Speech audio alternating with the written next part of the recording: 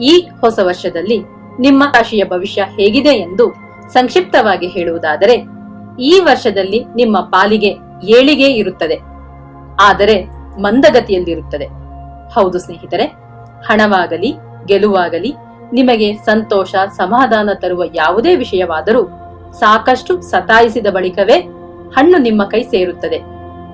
ಈ ವರ್ಷದಲ್ಲಿ ನೀವು ನಿರೀಕ್ಷಿಸಿದ ಕೆಲಸಗಳು ನೀವು ಅಂದುಕೊಂಡದ್ದಕ್ಕಿಂತ ತಡವಾಗಿ ಆಗುತ್ತದೆ. ಆದರೂ ಕೆಲವು ಕೆಲಸಗಳು ಅಂದುಕೊಂಡದಕ್ಕಿಂತಲೂ ವೇಗವಾಗಿ ಮುಗಿಯುತ್ತವೆ.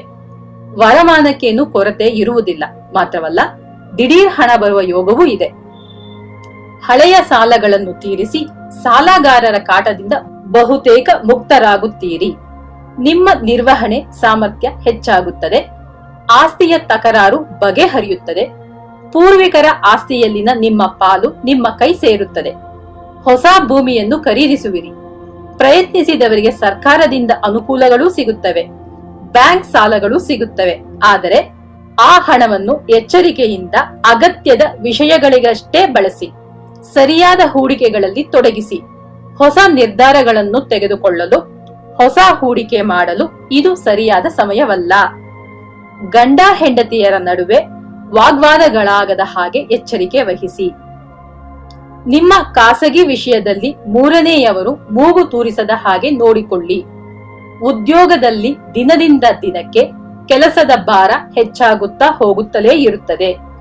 ನ್ಯಾಯವಾಗಿ ನಿಮಗೆ ಬರಬೇಕಾದ ಬಡ್ತಿ, ಸಂಬಳ ಹೆಚ್ಚಾಗುವುದು ತಡವಾಗುತ್ತದೆ. ಈ ದಿನಗಳಲ್ಲಿ ನಿಮ್ಮ ಕೋಪ ಹೆಚ್ಚಾಗಲಿದೆ. ನಿಮ್ಮ ಕೋಪವನ್ನು ನಿಯಂತ್ರಣದಲ್ಲಿಟ್ಟುಕೊಳ್ಳಿ. ಆಡುವ ಮಾತುಗಳಲ್ಲಿ ನಿಗಾ ಇರಲಿ. ಕೋಪದಿಂದ ಆಡುವ ಮಾತುಗಳೇ ನಿಮ್ಮ ಜೀವನಕ್ಕೆ ಕೊಳ್ಳಿಯಾಗಬಹುದು. ನಿಮ್ಮ ಗುಣ ಸ್ವಭಾವಕ್ಕೆ ಹೊರತಾದ ಯಾವುದೇ ವ್ಯವಹಾರದಲ್ಲಿ ತೊಡಗಬೇಡಿ. ಹಣ ದ್ವಿಗುಣ ಮಾಡಿಕೊಡುತ್ತೇನೆ, ಸುಲಭವಾಗಿ ಹಣ ಮಾಡುವ ಮಾರ್ಗ ತೋರಿಸುತ್ತೇನೆ ಎಂದವರ ಹಿಂದೆ ಹೋದರೆ ಖಂಡಿತ ಮೋಸ ಹೋಗುತ್ತೀರಿ. ಮುಂದೂಡಲ್ಪಟ್ಟ ಮದುವೆ ಕೈಗೂಡುತ್ತದೆ. ನಿರೀಕ್ಷಿಸುತ್ತಿದ್ದವರಿಗೆ ಸಂತಾನ ಭಾಗ್ಯವಿದೆ. ಪ್ರವೇಶ ಪರೀಕ್ಷೆಗಳಲ್ಲಿ ಉತ್ತೀರ್ಣರಾಗುವಿರಿ. ಪಂದ್ಯ ಪೈಪೋಟಿಗಳಲ್ಲಿ ಜಯ ಗಳಿಸುವಿರಿ. ಇದ್ದ ಗೊಂದಲಗಳೆಲ್ಲ ಬಹುತೇಕ ತಿಳಿಯಾಗುತ್ತದೆ. ಪರಿಚಯವಿಲ್ಲದ ಅನುಭವವಿಲ್ಲದ ವ್ಯವಹಾರದಲ್ಲಿ ಬಂಡವಾಳ ಹೂಡಬೇಡಿ. ನಷ್ಟದಲ್ಲಿ ಮುಳುಗುತ್ತೀರಿ. ಆತುರಕ್ಕೆ ಬಿದ್ದು ಇದ್ದ ಸ್ಥಳದಿಂದ ಹೊಸ ಸ್ಥಳಕ್ಕೆ ಅಂಗಡಿಯನ್ನು ಬದಲಾಯಿಸಬೇಡಿ. ಪಾರ್ಟ್ನರ್ಶಿಪ್ ವ್ಯವಹಾರ ಬೇಡವೇ ಬೇಡ.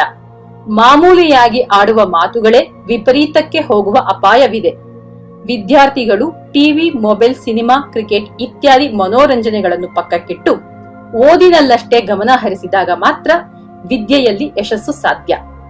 ಗುರು ಕ್ಷೇತ್ರಗಳಾದ ಮಂತ್ರಾಲಯದ ರಾಘವೇಂದ್ರ ಸ್ವಾಮಿಗಳನ್ನಾಗಲಿ, ಶಿರಡಿಯ ಸಾಯಿಬಾಬರನ್ನಾಗಲಿ, ವರದಪುರ ಶ್ರೀ ಕ್ಷೇತ್ರದ ಶ್ರೀಧರ ಸ್ವಾಮಿಗಳನ್ನಾಗಲಿ, ಶ್ರೀ ಕ್ಷೇತ್ರ ಗಾಣಗಾಪುರ ದತ್ತಾತ್ರೇಯ ಸ್ವಾಮಿಗಳ ದರ್ಶನವನ್ನಾಗಲಿ ಮಾಡಿ ಬರುವುದರಿಂದ ಶುಭವಾಗುತ್ತದೆ. ಶುಭವಾಗಲಿ.